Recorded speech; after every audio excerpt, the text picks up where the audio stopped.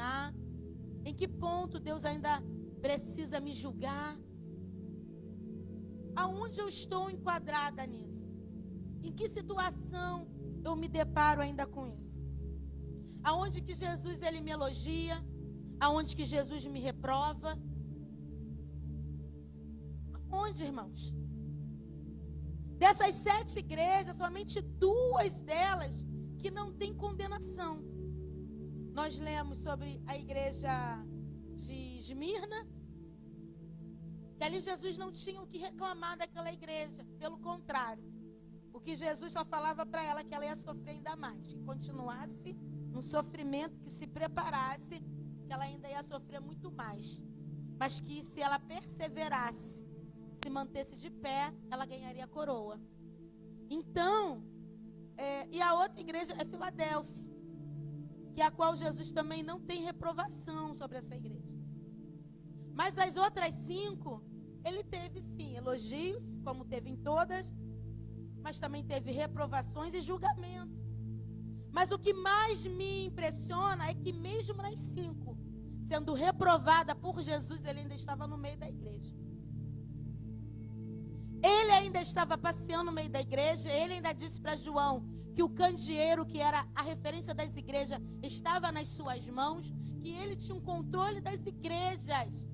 Pastora, mas mesmo as igrejas fazendo coisa errada, ele ainda tinha controle sobre as igrejas. Jesus ainda passeava nas igrejas erradas e reprovadas. Então isso me dá a convicção de que Cristo, ele nos dá sempre uma oportunidade de mudança.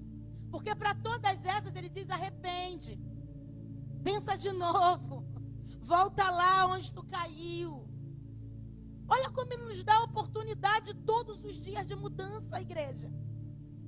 Aí ele diz: se caso não mudar, não se arrepender, aí tem o julgamento. Aí eu vou vir como espada, aí eu vou vir como peste, né, de bronze, aí eu vou julgar. Mas ele nos dá a oportunidade diária de mudança. Ele nos dá a oportunidade diária de mudança. Aleluia. Então vamos ler lá. Carta à igreja em Tiatira. Ao anjo da igreja em Tiatira escreve: estas coisas diz o Filho de Deus, que tem os olhos como chama de fogo e os pés semelhantes ao bronze polido. Conheço as tuas obras, o teu amor, a tua fé, o teu serviço, a tua perseverança. E as tuas últimas obras são mais numerosas que as primeiras. Tenho, porém, contra ti o tolerares que esta mulher, Jezabel, que a si mesmo se declara profetiza, não somente ensine, mas ainda seduz os meus servos a praticarem a prostituição e a comerem coisas sacrificadas aos ídolos. Dar-lhe-ei tempo para que se arrependesse. Ela, todavia, não quer arrepender-se da sua prostituição. Eis que a prosto de cama, bem como em grande tribulação os que com ela adulteram, caso não se arrependa das obras que ela incita. Matarei os seus filhos, e todas as igrejas conhecerão que eu sou aquele que sonda a mente e corações, e vos darei a cada um segundo as vossas obras. Digo, todavia, a vós outros, os demais de Tiatira: há tantos quantos não têm essa doutrina e que não conheceram, como eles dizem, as coisas profundas de Satanás. Outra carga não jogarei sobre vós, tão somente conservai o que tendes, e até que eu venha. Ao vencedor, que guardar até o fim as minhas obras, eu lhe darei autoridade sobre as nações, e com o cetro de ferro as regerá e as reduzirá a pedaços, como se fossem objetos de barro. assim como também eu recebi do meu Pai, dar-lhe-ei ainda a estrela da manhã. Quem tem ouvidos, ouça o que o Espírito diz às. Aleluia. Então, nós entramos aqui no contexto da cidade de Tiatira. Essa cidade ficava uns 60 quilômetros mais ou menos da última que nós lemos, que é Pérgamo. Era uma cidade costeira, né? Ali havia, por exemplo, aqui a ilha era de Pátimos, onde João estava. Entre o mar estava as cidades rodeadas. Elas faziam como uma meia-lua. Então via a cidade de Éfeso, era a primeira, mais próxima. Depois tinha a cidade de Pérgamo, de Esmirna, Tiatira, de Sardes. E assim todas as cidades, uma para as outras. Como nós falamos semana passada, falamos sobre Pérgamo. Era uma cidade elevada, era uma cidade num alto monte. Era uma cidade acima das colinas, uma cidade rica, abastada, uma cidade bem sitiada, porque ela ficava acima. Então era uma cidade que era protegida, que dava para ver quem acessava a cidade, quem entrava e quem saía. Mas essa cidade de Tiatira era uma cidade dentro de um vale. Era uma cidade que ela estava sobre um vale. E nas suas margens havia montanhas de mármore branco, brilhosíssimos. Até que essa cidade ela era chamada da cidade branca, né? Por quê? Por causa dos mármores que brilhavam sobre essa cidade. Essa cidade ela era muito rica também porque ela tinha o comércio de púrpura. Ali eles produziam a púrpura, produzia esse material que era para tingimento, que era um material caro, e havia esse comércio. Alguns historiadores vão dizer que essa cidade foi fundada por Lídia. Quem lembra de Lídia? Lídia está em Atos. Quando Paulo vai para Filipos, quem lembra de Atos? Quando Paulo ele tenta ir para Mitra, se eu não me engano, e ali o Espírito Santo não deixa ele ir, né? Que ele tenta ir para uma cidade, o Espírito Santo não deixa ele ir. Aí ele tenta ir para uma outra cidade, o Espírito Santo, ele relata isso a partir de Atos 16. Ele começa a relatar isso, que ele tenta ir para a cidade, mas o Espírito prendia ele, não deixava. Até que numa noite o Espírito Santo dá um sonho a Paulo, e nesse sonho um varão macedônio está falando com ele. Então ele entende que ele precisa ir para a Macedônia. A Macedônia, assim como Filipos, assim como Tiatira, ela fica na Europa. E o Evangelho ainda não tinha chegado à Europa. Então o Espírito Santo abre para Paulo uma visão de que ele precisava entrar na Europa. Então assim, o cristianismo ainda não tinha chegado, eles não tinham acesso ainda lá. E quando Paulo ele vai para essa cidade, ele encontra Lídia, uma mulher. A Bíblia vai dizer que ela era vendedora de púrpura. Ela era uma comerciante. Era uma vendedora que trazia de Tiatira e vendia ali em Filipos, em Macedônia. Era uma mulher rica, uma mulher que tinha situação, uma mulher comerciante que vendia, que trabalhava. E ali vai dizer que ela se encontrava, né, em oração, onde os romanos só deixavam o pessoal orar, ali num lago, num rio. E quando Paulo se depara com ela, Paulo prega o evangelho de Cristo. Quem era Cristo, essa mulher recebe isso.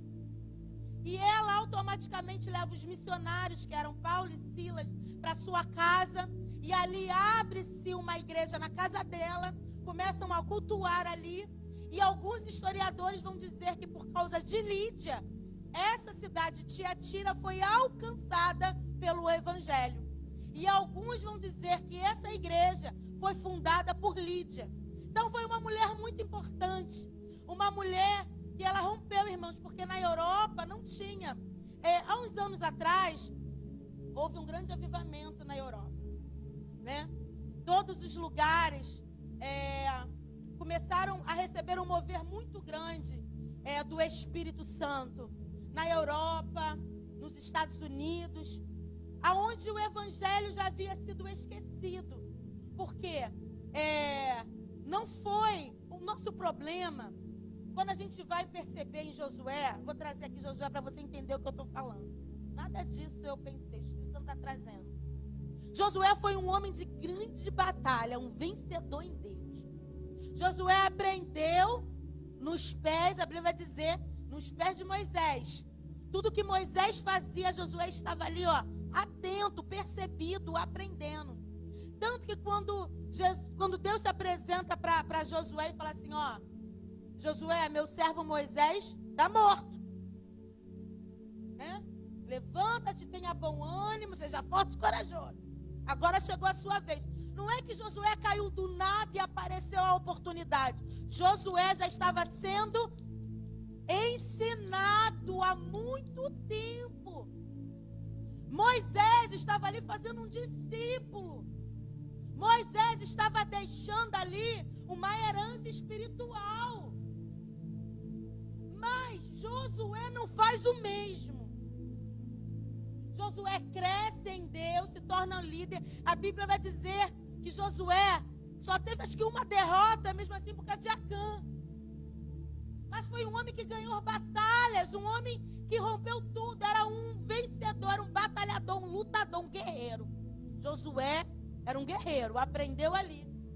Mas a Bíblia vai dizer que Josué não faz o mesmo. Se você for ver Juízes, que vem logo depois do tempo de Josué, o que acontecia com o povo? O povo se corrompia toda hora. Por quê? Josué fez tudo no tempo dele, mas não levou isso para gerações dele. Não deu continuidade. Aí o que Deus tinha que fazer? Toda hora levantar um juiz. Toda hora levantar alguém que governasse o povo. Porque toda hora o povo se corrompia. E muitas das vezes, o que aconteceu aqui? Por que eu estou trazendo isso? Deus, irmãos, Ele faz. Ele fez em todo o tempo. Mas chega um certo tempo de geração que a gente não dá continuidade mais. E quando houve esse grande avivamento na Europa, que foi, irmãos, pessoal, era curado de milhares. Tem livros que falam sobre isso. Procurem, tem livros que falam sobre o avivamento do país de Gales, o avivamento do Odre Novo. São fatos reais do cristianismo, aquilo que aconteceu, como chegou na gente hoje, por causa deles. Os fundadores da igreja vieram de lá, dos Estados Unidos, da Europa, e trouxeram para o Brasil. Estude sobre a igreja, estude sobre isso que você congrega, para você entender. Só que houve um tempo que acabou. As grandes igrejas que foram palcos de grandes avivamentos, hoje viraram boate, hoje viraram discoteca, hoje viraram bares, hoje viraram... E o pior lugar que eles vão dizer para se evangelizar não é nem na África como a gente acha, é na Europa. O pior lugar hoje de se evangelizar é onde teve os grandes avivamentos. Por quê? Porque nós precisamos entender que precisamos dar continuidade a isso aqui. Sabe que Deus tem falado comigo? O Espírito Santo, irmão, ele vem sobre a igreja. Ele traz um renovo. Mas a continuação desse fogo é minha responsabilidade, não é dele. Não é ele que tem que fazer comigo todos os dias aqui. É eu que tenho que dar continuidade àquilo que ele já fez uma vez na minha vida. Aí a gente sai daqui num culto como foi de domingo, avivado, animado. Aí a gente chega na terça aqui arrasado. Na quarta tô acabado. Aí na quinta já tô desanimado. Aí na sexta já... A continuidade não é do Espírito Santo, é minha. Eu que tenho que manter o meu altar aceso. Eu que tenho que buscar a minha lenha diariamente para o fogo não apagar. Aí eu chego aqui e falo, faz de novo, Jesus. Faz de novo. Tem aquela lula que ele louvou? faz. Ele deve estar lá falando assim, eu estou cansado de fazer todo dia. Eu estou cansado de toda hora. Tem que dar uma chamazinha aí. Aí quando sai daqui eu apago. Era isso que aconteceu. Houve um grande avivamento na Europa através de uma mulher. Todos souberam. Foi fundada uma igreja cristã que não tinha. Mas no decorrer dos anos, se acabou. Aí o que aconteceu com essa igreja que foi fundada através do cristianismo? Entrou a prostituição, entrou a safadeza, entrou a imoralidade. Aí Jesus repreende essa igreja. Ele elogia, tem 4 pilares aqui de elogio. O amor, não foi isso que nós lemos aqui? O amor, essa igreja era ótima no amor, naquilo que Éfeso estava sendo reprovada. A primeira igreja que nós lemos foi assim, abandonaste o primeiro amor. Mas essa igreja de Tiatira foi aprovada pelo amor. Foi aprovada pela fé. Foi aprovada pelo serviço. E foi aprovada pela perseverança. Mas, nesses 4 pilares, Jesus fala assim, mas eu tenho algo contra ti. Que tu toleras. Irmãos, tolerar. O que é tolerar? É você aceitar sem fazer menção de reprovação. É eu aceitar as coisas e fingir que eu não estou vendo. Sabe, é eu fazer vista grossas para algumas coisas, para pecado. É eu achar que é normal aquilo ali. A gente está bem aqui, eu vou deixar aquilo ali que não tem problema não. Isso é você tolerar.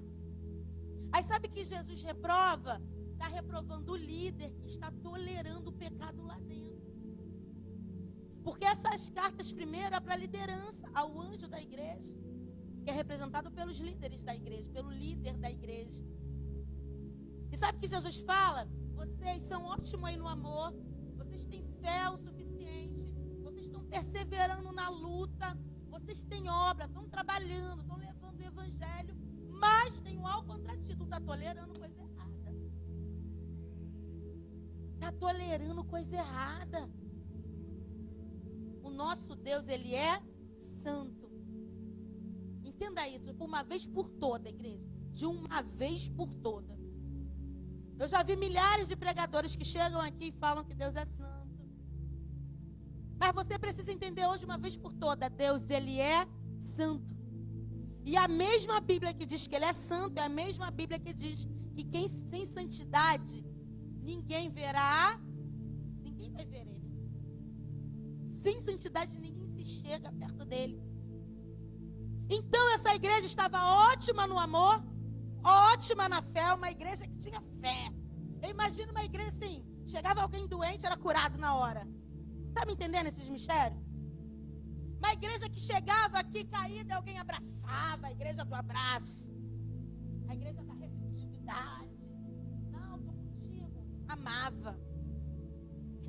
A igreja estava perseverando em meio na luta. Sabe? Aquilo que Jesus falou lá para Esmirna. Tem tribulação, mas tu é perseverante. Uma igreja que estava sofrendo ataques, mas que perseverava ali, ó, na fé, no amor, nas obras.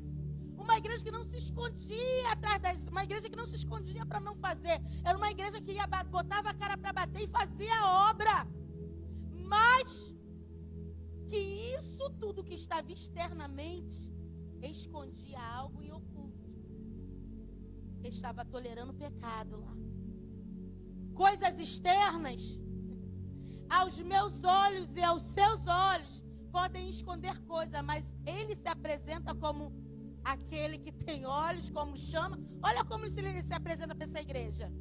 Eu sou o quê? O Filho de Deus, que tem olhos como chama de fogo. Ele já se apresenta falando assim para essa igreja. Eu sei o que está em oculto na igreja. Ainda que aparentemente ninguém perceba, ninguém veja, ainda que vocês não mostrem, Mas eu sou aquele que tem olhos como chama de fogo. Ele já se apresenta dando um pitar na igreja. Ele já se apresenta dizendo assim: não adianta dizer que não tolera, que não aceita, que eu sei que tu aceita. Porque o que acontecia aqui? Esses comerciantes nessa igreja, eles faziam tipo um grupo, tinha um nome lá que eu não me lembro. Então era fechado e era secreto. E havia no meio desses grupos uns líderes. E esses líderes, para que você pudesse produzir, vender ali, nessa cidade, para você poder comercializar ali, você tinha que aceitar muitas coisas erradas ali. E esse líder, ele manipulava, ele seduzia. E os historiadores vão dizer que eles tinham uns cultos, que eles cultuavam, que eles se prostituíam em cultos, mas era escondido, não era aberto.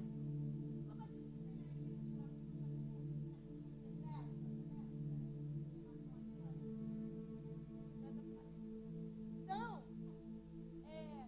são seitas, só que eles faziam isso para comercializar. Não só poderia vender, só podia ser comerciante nessa cidade, que era, essa cidade, ela era movida pelo comércio de púrpura. Era uma cidade que era movida. Então, para você vender ali, tinha que entrar nesses grupos secretos. Mas estavam lá na igreja, estavam lá durante a semana fazendo a obra, estava lá durante a semana abraçando o irmão. Mas havia as coisas em secreto, que alguns nem sabiam que estava acontecendo. Mas o Senhor se apresenta por líder e fala aqui: você sabe, você está tolerando que tem coisa errada. Então, Jesus já se apresenta assim para essa igreja. Você pensa que eu não estou vendo, mas eu estou vendo. Você pode botar a melhor tinta na igreja. Você pode fazer o melhor programa de ação social na igreja. Você pode fazer a melhor campanha na igreja. Você pode abraçar todo mundo dentro da igreja. Mas eu não estou olhando somente as coisas externas. Eu estou vendo aquilo que ninguém está vendo. Então ele já se apresenta assim: eu sou aquele que tem os olhos como chama de fogo.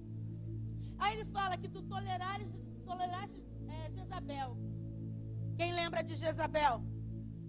Pelo menos alguém se lembra de Jezabel aqui? Jezabel não é uma mulher, como nós pensamos. Jezabel é um espírito. E como um espírito não tem sexo. Como eu tenho. Espírito é assexuado, é um espírito.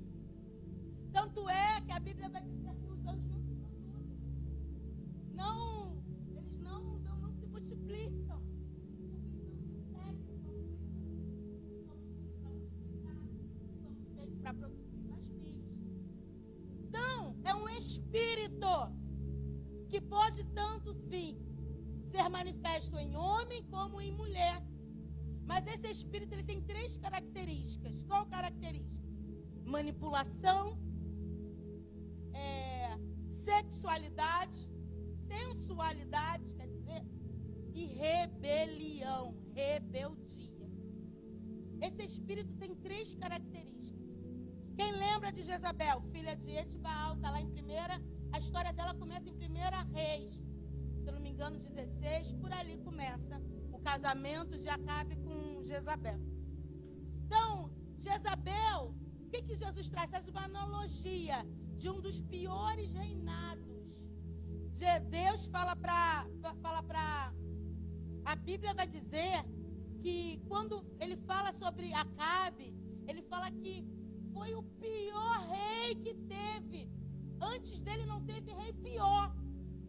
Por quê? Porque Acabe deixou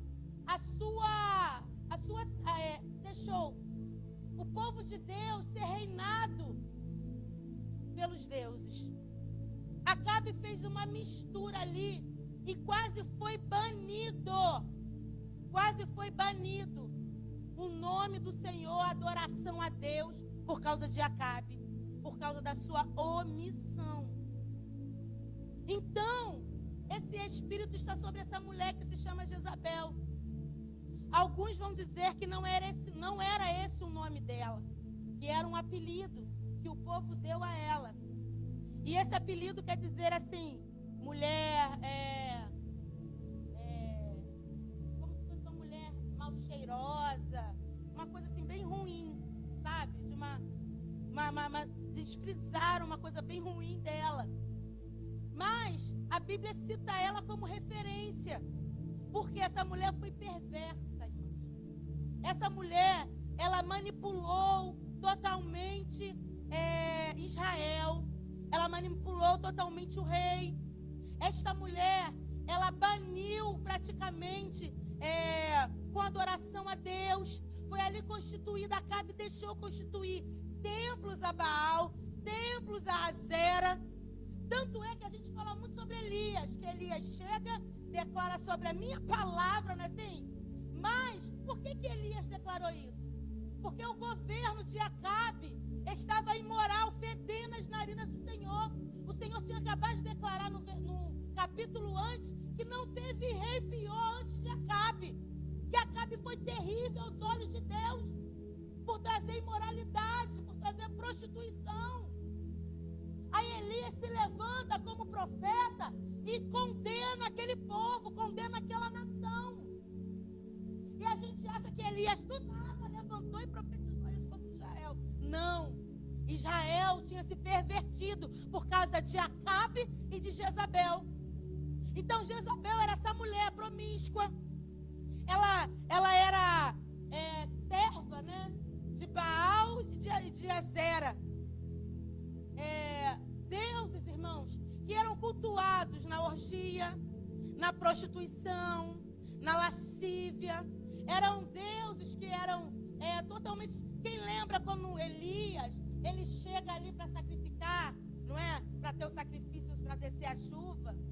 Que os deuses lá de Baal, de Azera, eles se batiam, eles gritavam. Era a forma que eles cultuavam, com sacrifícios humanos, com violência no seu próprio corpo. Eles se mutilavam, eles se cortavam, eles gritavam, eram histéricos. Alguns vão dizer que eram oferecer sacrifícios de criança. Eles sacrificavam seus próprios filhos. Azera era uma deusa da fertilidade. Ela era chamada como rainha do céu. E que o seu culto, sabe como é que era a sua imagem? Era uma imagem de um órgão genital. E ali eles cultuavam em cima daquele órgão genital, porque ela era a deusa da fertilidade. Então, Acabe trouxe isso para o meio de um povo que foi chamado para ser santo. Não é porque Deus não quer, é porque Deus é santo. E quando ele levanta um povo, ele levanta esse povo para ser santo. Quando ele escolhe Israel, ele escolheu Israel para ser um povo sem mistura. Quando ele te escolheu, me escolheu, nos escolheu para sermos um povo sem mistura, um povo santo, um povo puro. A Bíblia vai dizer que ele não divide a glória. Não é porque ele não divide a glória que ele é egoísta, é porque ele é santo. Não há imoralidade, não há pecado. E não tem como ele viver em pecado em você. Então ele fala para essa igreja, está tolerando a imoralidade, está tolerando a prostituição. Você está tolerando esta mulher. Ali a gente vai ver que havia algum líder, alguma mulher que estava possuída desse espírito, que estava misturando as pessoas, que estava deixando as pessoas se prostituírem, pecarem. E é muito interessante que Deus fala o quê? Além da prostituição, ainda comia coisas sacrificadas a ídolos. Então, tipo assim, vai lá e come um docinho de coisa. Vai lá e come aquela coisa. Nada a ver, eu vou lá, oro, repreendo e enfio na boca. Não, tu vai lá e come. Foi sacrificado. Paulo vai dizer em Coríntios 2, 1 Coríntios, tá? antes da ministração da ceia, que está lá no capítulo 11, no capítulo 10, Paulo vai falando sobre a idolatria, sobre comer e beber coisas de ídolos e depois querer comer da mesa do Senhor. Aí ele fala assim, tem como você beber do cálice de demônios e do cálice de Deus? Então essa mulher falava assim, não, isso aqui foi oferecido, mas não tem nada a ver, come. Por quê? Nesses cultos, assim, desses grupos comerciais, vamos dizer assim, ali eles ofereciam comidas, eram oferecidos, e eles tinham que comer, tinham que se prostituir ali. Então Deus fala assim, você deixa eles se prostituir e ainda comerem comidas sacrificadas. Mas no versículo 21, ele fala assim, dá-lhe-ei tempo para que se arrependas. É muito interessante isso daqui. O Senhor, irmãos, Ele é um Deus muito justo. E quando nós vamos ver aqui que Ele fala que Ele tem os olhos como chama de fogo, mas os seus pés é como um bronze polido, o bronze, dentro da Bíblia, ele tem a simbologia de justiça. Então, tudo que você vê representado como um bronze é que Deus vai julgar alguma coisa. E Deus vai entrar com justiça. Então, ele diz que ele vai julgar essa igreja. Quando a gente vê em Números, quem lembra de Números que, por causa do pecado, Deus fala assim para Moisés, faz uma serpente de bronze aí. E quem olhar para essa serpente, quem lembra dessa passagem? Deus está falando que vai entrar com justiça sobre o pecado, porque a serpente tem a simbologia do pecado. E o bronze do julgamento de Deus, do juízo de Deus. Então Deus se apresenta para essa igreja dizendo assim, eu sei, porque eu vejo além do que os outros vê, e eu vou vir para julgar com a minha justiça. Então tudo que você ler como bronze é julgamento de Deus, justiça de Deus, sobre aquilo que ele está falando ali. Então ele fala assim, eu vou dar tempo para que ela se arrependa. Já viu quando Deus fala conosco? Não é assim? Fala uma vez, fala 2 vezes, usa um profeta tal, usa a palavra tal, não é assim? É que você está com o ouvido de mercador. Então, o Senhor nos dá tempo para arrependimento. Às vezes a gente acha que Deus chega já com julgamento, não. O Senhor está todo o tempo falando com o seu povo. Se arrependa. Se arrependa. Volta às primeiras obras. Volte novamente ao primeiro amor. Não se misture. Não case com gente que não professa a mesma coisa que você. Não fique em relacionamento errado. Não ande de uma forma errada. Para de fazer fofoca. Para de falar mal. Deus está todo momento falando conosco. Se posicione direito. Ande direito. Deus está falando o quê? Dá-lhe-ei tempo. No livro de Levítico, quando alguém era atacado de lepra, a lepra era como um sinal de pecado. Tá? Para o povo, quem ficasse leproso é que pecou. Aí, quem estava com lepra, tinha que ir até todo um ritual. Tinha que ir para o sacerdote. Está lá no livro de Levítico. O sacerdote dava 7 dias, a pessoa afastada, tinha que fazer algumas coisas, tinha que retornar. Se voltasse no 7º dia ainda tivesse, tinha que retornar mais 7 dias para fazer a purificação para voltar. O Senhor está falando o quê? Estou dando tempo para arrependimento, estou dando tempo para o pecado sair, para você parar com o pecado. Mas se não saísse, essa pessoa tinha que ser banida totalmente do convívio da sociedade. Então, muitas das vezes o Senhor está falando assim, vai lá, repara novamente, faz de novo, faz direito, não faz isso, não faz aquilo, volte para mim novamente. Jesus está falando, fala uma vez, fala 2 vezes, está dando tempo para o arrependimento. Muitas das vezes não queremos, irmãos, uma vez.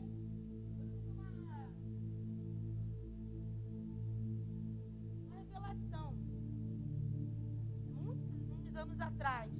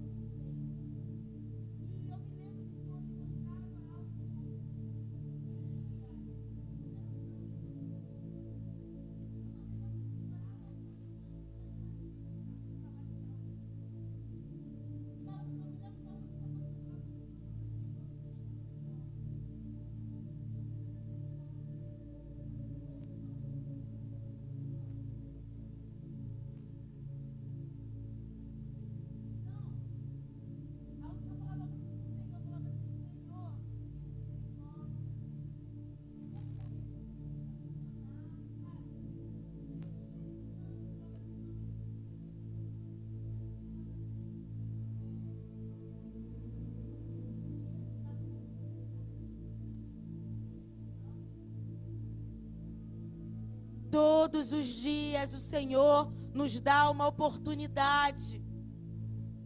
E muitas das vezes nós não aproveitamos essa oportunidade. Então o Senhor me mostrava que pessoas que estavam ali condenadas foi porque não quiseram arrependimento. Não se arrependeram, não voltaram para fazer o que era correto. Quando você levanta de manhã, já é uma oportunidade de fazer tudo diferente. Não diz que é mesmo dia, a mesma coisa, a mesma situação. Deus te dá todas as manhãs uma oportunidade de escrever uma nova história na sua vida. Você vai fazer novamente porque você quer. Você vai pecar novamente porque você quer. Você vai errar novamente porque você quer. Porque Deus nos dá a oportunidade. E aquela voz foi clara dizendo no meu ouvido: todos os dias eu dei oportunidade, mas não quiseram. Todos os dias tem misericórdia, mas uma hora ela acaba, irmãos. Isso eu falo por ver o que Jesus já me mostrou espiritualmente. Não ache que a misericórdia é eterna, porque uma hora ela acaba. Aí ele fala: dar-lhe-ei tempo para que se arrependesse. Ela, todavia, não quer se arrepender da sua prostituição. É diferente da gente? Não é diferente. Eis que prosto de cama. Onde que acontece as prostituições, as coisas ilícitas? É num leito. Seja lá onde é teu leito. Se é no chão, se é no sofá, se é no banheiro, se é no hotel, seja lá onde for. No leito de prazer, ele vai fazer leito de dor para quem se prostitui. É isso que ele está dizendo. Eu vou colocar na cama. Eu vou prostrá-la na cama, aonde ela incita prazeres, indecências, imoralidade. Ela vai ficar em cima daquela cama, doente. Então, sabe, irmãos, Jesus, tem muita doença que é proveniente de pecado. Que isso, pastora? É. Tem muita gente acometida de doença. É pecado. É consequência de pecado. Não estou falando generalizando tudo. Mas tem muita gente em cima de cama, doente. Essas doenças que ninguém sabe. Essas doenças que nunca não sei o quê. Irmãos, quando tu investiga, tem pecado atrás.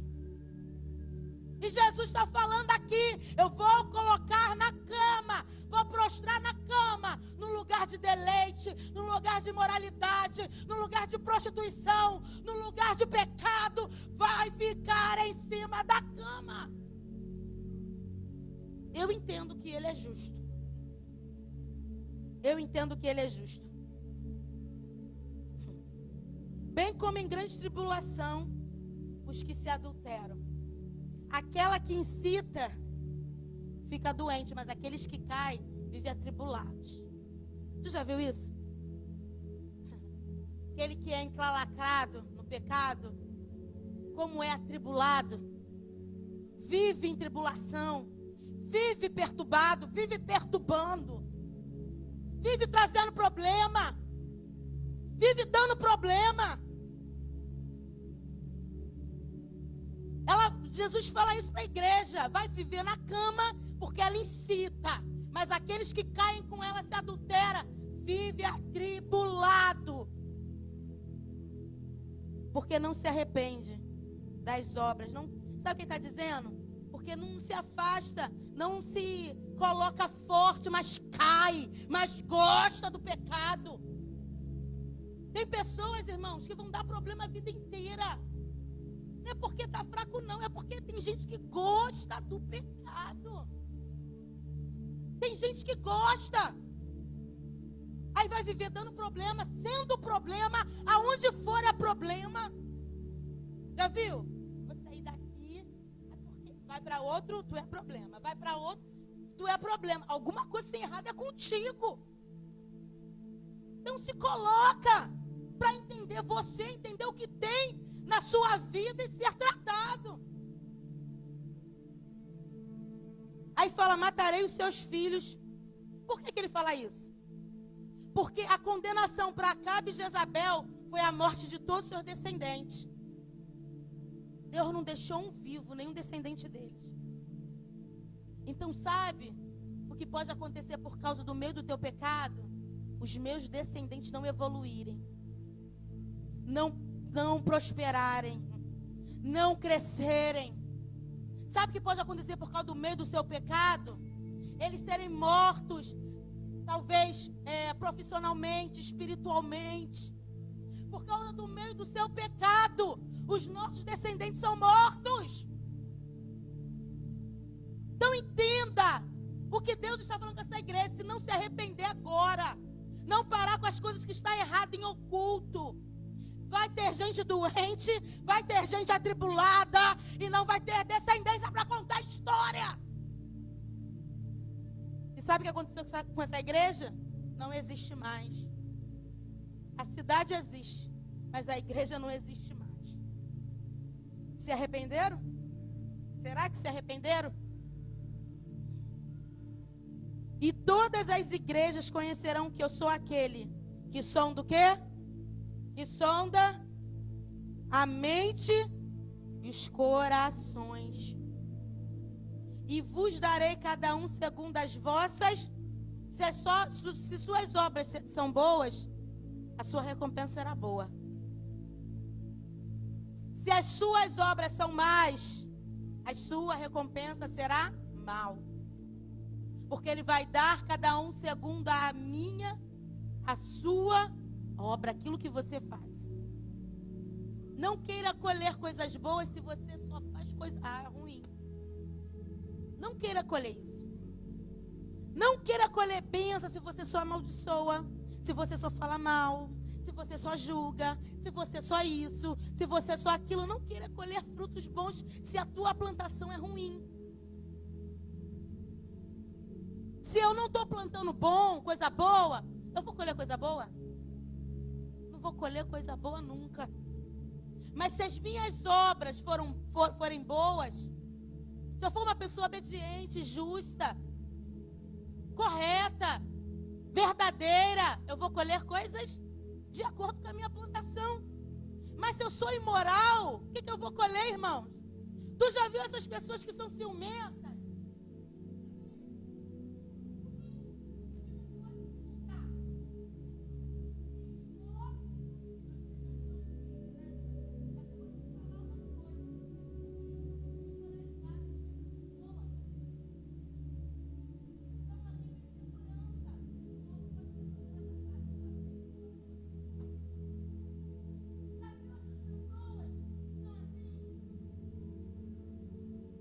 Por que elas são assim?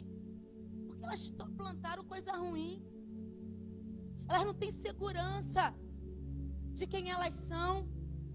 Elas sabem que o outro pode fazer aquilo que ela fazia. Ela sabe que o jeitinho que ela dava, o outro também pode dar um jeitinho de fazer. Ela sabe que o caminho que ela andou, o outro também pode ir lá e andar pelo caminho. Então não tem como você colher coisa boa se você só planta coisa ruim. Tem como eu colher amizade se eu só tenho inimizade? Tem como eu colher ajuda de alguém, socorro, se eu não socorro ninguém? Se eu não tenho amigo, eu não planto amizade. Tem como eu colher isso? Tem como eu colher fidelidade, lealdade, se eu não sou fiel e nem leal a nada? Não existe. Com Deus não existe meio tempo. Você vai colher segundo as suas obras.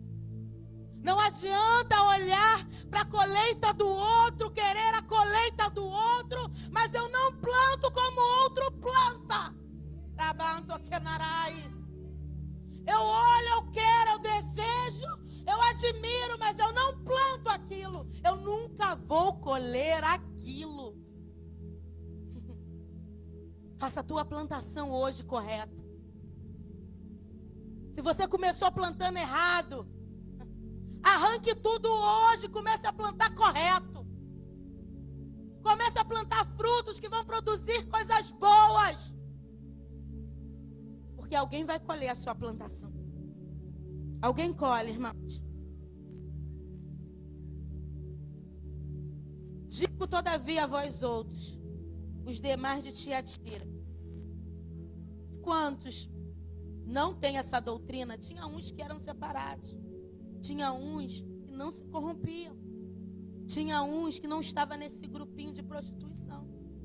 Sabe o que é isso? É o joio e o trigo dentro da plantação, irmãos. Vai ter em todas as plantações. É muito interessante isso. É muito interessante, porque se você for ver na parábola do joio e do trigo, os trabalhadores falam assim para o Senhor: eu posso lá arrancar o joio que cresceu de uma noite para outra? Aí o Senhor falou que não, deixa que no grande dia eles serão arrancados e lançados no fogo. E quem faz a colheita do joio e do trigo são os anjos do Senhor. Não sou eu como líder, não é a pastora como líder, não é nem você como membro. Mas quem faz a colheita, a separação, são os anjos do Senhor. Então, dentro dessa igreja, tinham pessoas que não entravam nessa doutrina, não se prostituíram, não se desviaram, não quiseram conhecer as coisas profundas de Satanás. Tem gente que se especializa muito em Satanás, mas não se especializa em Deus. Sabia disso? Se especializa em Deus. Porque na palavra dele, ele fala o quê? Eu vos dei autoridade. Ele te deu autoridade, irmão. Ele te ensina sobre libertação, te ensina. Mas tem pessoas que querem se especializar nos demônios, mas não se especializam em Deus. Tem lugares que tudo é demônio, mas não estão vendo Deus em lugar nenhum. Um servo do Senhor não tem que ficar todo o tempo vendo demônios, tem que ver anjos, tem que ver Deus, tem que ver Jesus, tem que ver o Espírito Santo. Então sabe o que ele está dizendo aqui? Tem pessoas que não quiseram se aprofundar nessas coisas de Satanás. Tem pessoas que não se corromperam. Tem pessoas que não ficaram nessa doutrina. Tem pessoas que ainda se separaram. Lembra dos 7.000 que não dobraram o joelho? Aquele que Elias falou, estou sozinho. Por que Elias falou isso? Porque Acabe e Jezabel tinham proibido o culto a Deus praticamente. Então praticamente tinha sido banido sobre Israel o culto a Deus. Aí Elias achou que ele estava sozinho. Aí Deus fala o quê? Tu não está sozinho, ainda tem 7.000 joelhos que não se dobraram perante eles. Então, tem os remanescentes dentro da igreja de Cristo. Será que sou eu? Será que é você, esses remanescentes? Será que nós somos esses 7.000 que não dobramos o nosso joelho para as coisas erradas? Que não toleramos coisas erradas? Que não andamos errados? Será que nós somos esses que não dobramos os nossos joelhos? Será que sou eu e você? Quando chegar em casa, faça essa reflexão. Será que eu estou dentro daqueles que não dobram o joelho para as coisas erradas? Será que eu estou dentro daqueles que não toleram essas doutrinas erradas?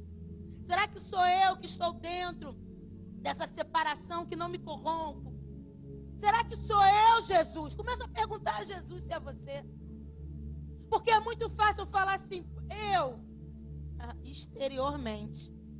Mas ele tem olhos como chama de fogo. Aí ele fala para esses que não se dobraram, né?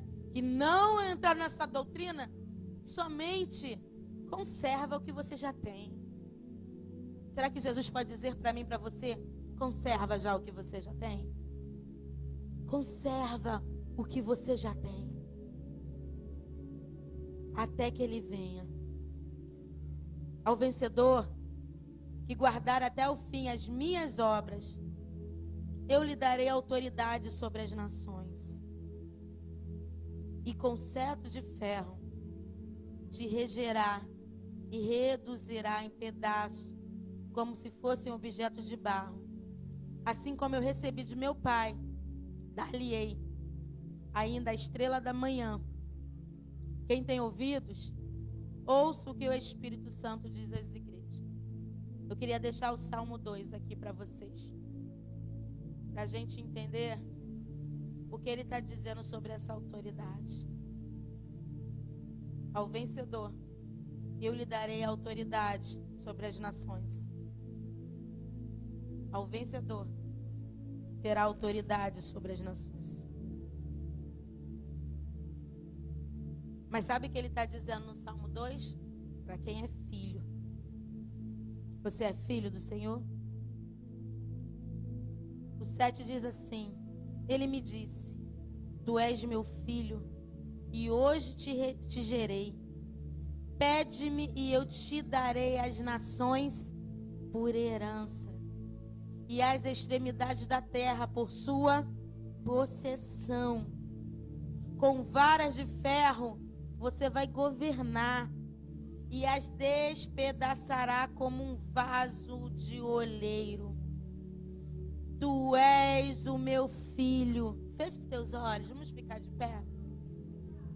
Tu és o filho do Senhor.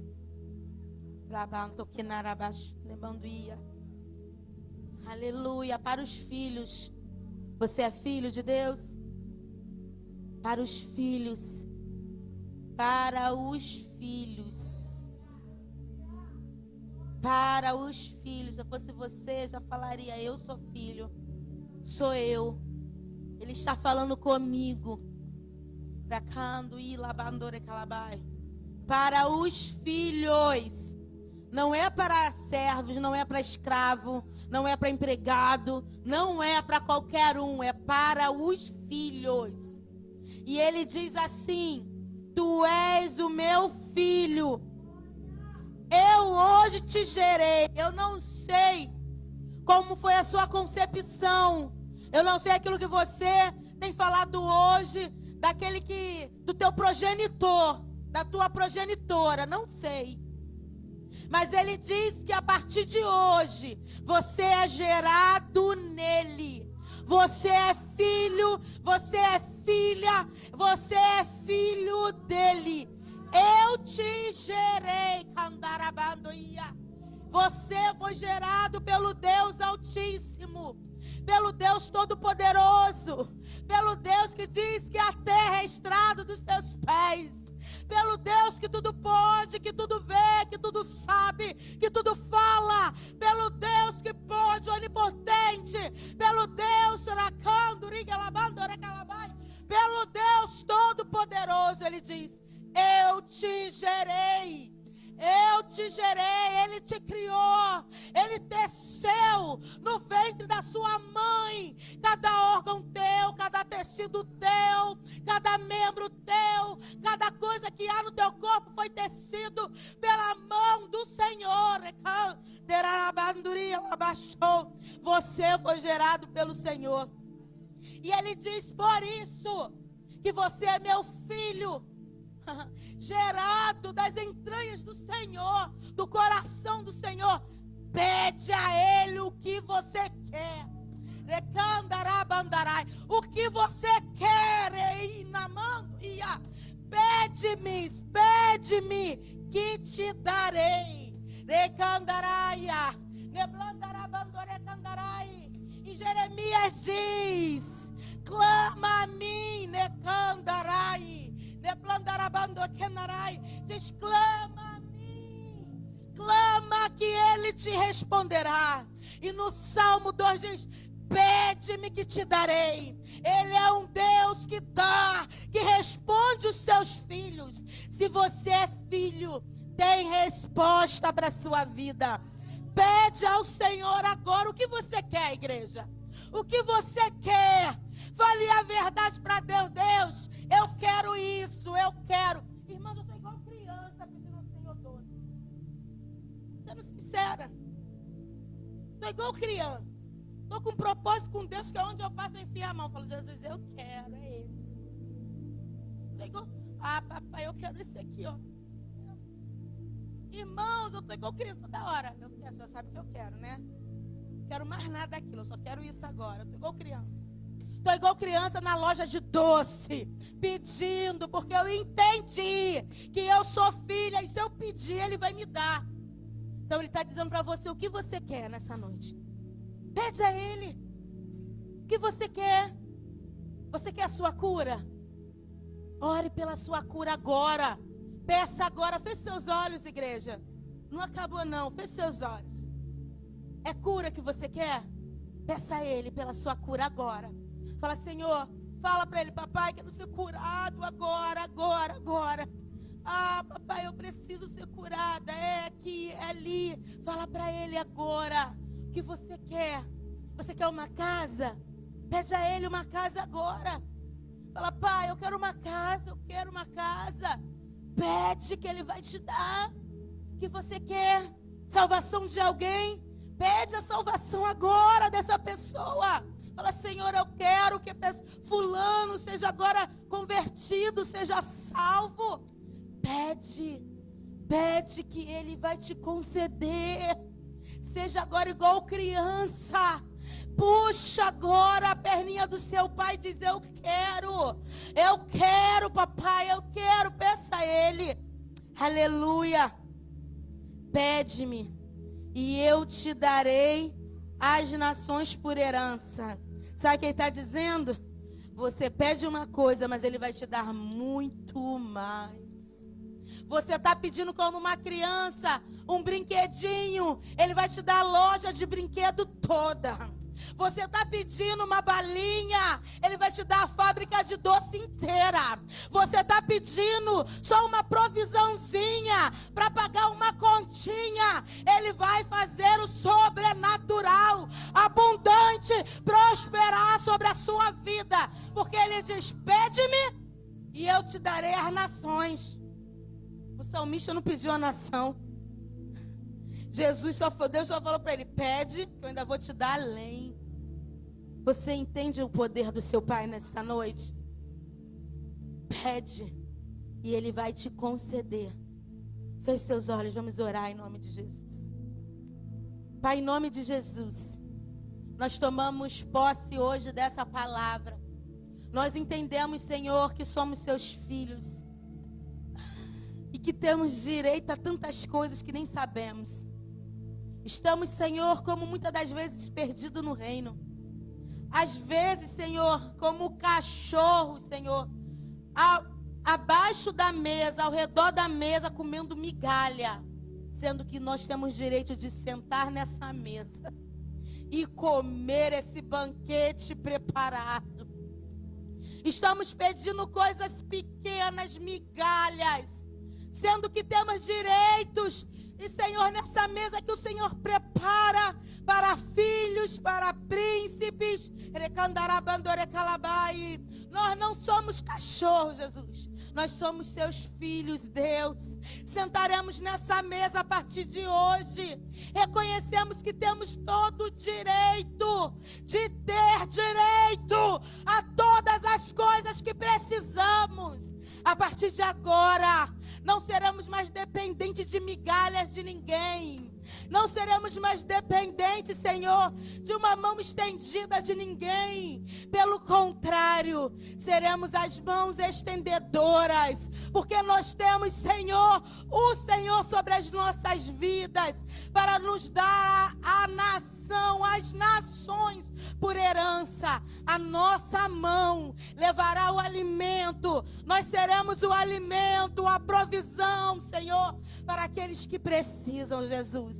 Não choraremos mais mendigando um pedaço de pão, mas comeremos hoje o banquete que tu tens preparado para aqueles que te amam, em nome de Jesus. Por isso eu entrego a sua igreja nesta noite, crendo que o Senhor é poderoso, Senhor, para fazer muito mais do que eu ministrei aqui, para operar muito mais do que foi falado aqui. Eu não sei, Jesus, os limites de cada um aqui. Eu não sei aquilo que estão vivendo. Eu não sei, Espírito Santo, meu Deus, estão vivendo como num espírito, Senhor, de Jezabel. Não sei se estão vivendo na prostituição. Não sei se estão vivendo na manipulação. Não sei se estão vivendo na rebelião, Espírito Santo. Mas pelo poder do teu nome, pelo poder do nome de Jesus, que hoje, Senhor, se há um espírito assim dentro dessa igreja, que venha a ser destruído do nosso meio. Um espírito de rebelião, um espírito insubmisso. Um espírito que não se submete à voz profética. Jezabel queria matar os profetas de Deus, calar a voz de Deus no meio do povo. E há muito espírito que não se submete à voz do Senhor, que são rebeldes, não obedecem, não querem aprender da palavra. Irabanto que narabandore calabai. Deus está neste lugar falando. Se você é um insubmisso, que não ouve, que não obedece, começa a rever quem está te governando. Qual é o espírito que está sobre a sua vida? Uma pessoa que não tem tempo para a palavra, que não gosta de ouvir a palavra, comece a orar para ver que espírito está te governando. Uma pessoa que não vem aprender, que não senta para aprender, que não vem, qual espírito te governa? O espírito da rebelião, a voz de Deus, a palavra de Deus. Então, nesta noite, se há alguém assim, eu não vou nem te convidar aqui, porque eu sei que não vai vir.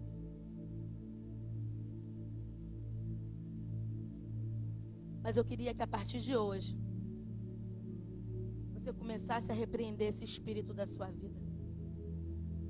O espírito de rebeldia à palavra de Deus. Uma pessoa que tem tempo para qualquer coisa, menos para a palavra, porque o que Jezabel queria, na realidade, era calar os profetas de Deus. E os profetas de Deus é a voz de Deus na terra. E a voz de Deus na terra é a palavra dele. Então, se você não gosta, não estuda, não vê, não compartilha, não aprende, não obedece, que espírito está em você? Amém? Tem crente ainda aqui? Amém? Amém. Então eu agradeço a minha oportunidade em nome de Jesus.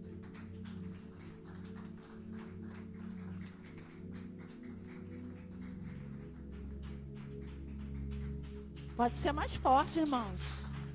Ufa! Coisa boa. Compartilhem. Comecem da primeira igreja. Traga toda a existência. Muito forte, irmãos. Quero que fique marcado. Este ano, o Ministério Deus de Milagres. As 7 igrejas. Para um novo tempo. Amém? Que Deus possa continuar abençoando a vida da pastora Michele. Sabedoria. Entendimento, irmãos. Muito forte. Semana passada eu não pude estar. Estava ali, depois eu assisti, mas queria estar aqui presente. Porque é bom para despertar a igreja. Eu creio que foi algo que veio do trono do céu para as nossas vidas. Semana que vem nós vamos passar para ela 8 horas. Para que ela tenha mais liberdade. Porque eu creio que ela até minimiza algumas coisas por causa do horário. Então nós vamos estar dando prioridade a esse momento, que é muito importante. Amém? Então nós vamos já encerrar. Eu já quero agradecer a Deus pela vida da pastora. Falta mais 2 ministrações, 3 ministrações. Então, não faltem. Venham, traga alguém para ouvir a palavra. Amém? E nós já iremos encerrar. Amanhã estaremos indo ali para Belfor Roxo. Terá ensaio aqui, oração para os jovens. Quinta-feira, libertação. Sexta, oração para os obreiros. Né? Sábado, consagração. Domingo, escola dominical e à noite o grande culto dá? Ninguém está sentindo falta do evangelismo, né, irmãos? Nós estamos sem caixa há alguns tempos, porque eu tive que doar a caixa para outra igreja. E eu tenho notado que ninguém está se preocupando com o evangelismo. Mas fiquem tranquilos que eu já estou providenciando outra. E domingo nós já estaremos na rua para estar ali falando do amor de Deus. Amém? Então, gostaria que você não faltasse, viesse durante a semana, principalmente no culto da paz. Eu creio que esse ano foi algo de Deus para mudança em nossas vidas. Em vez de você pegar vídeo de outras pessoas para compartilhar, compartilhe alguém de Deus, alguém que você conhece. Pastora, eu quero só finalizar, muito forte. A pastora Michele não estava aqui no domingo de manhã, na entrada do trabalho. E tudo aquilo que ela foi ministrado hoje foi aquilo que foi falado na entrada do culto.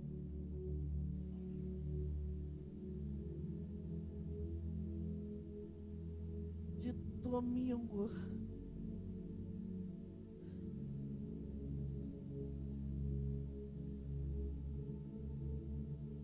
Tá filmando não, né?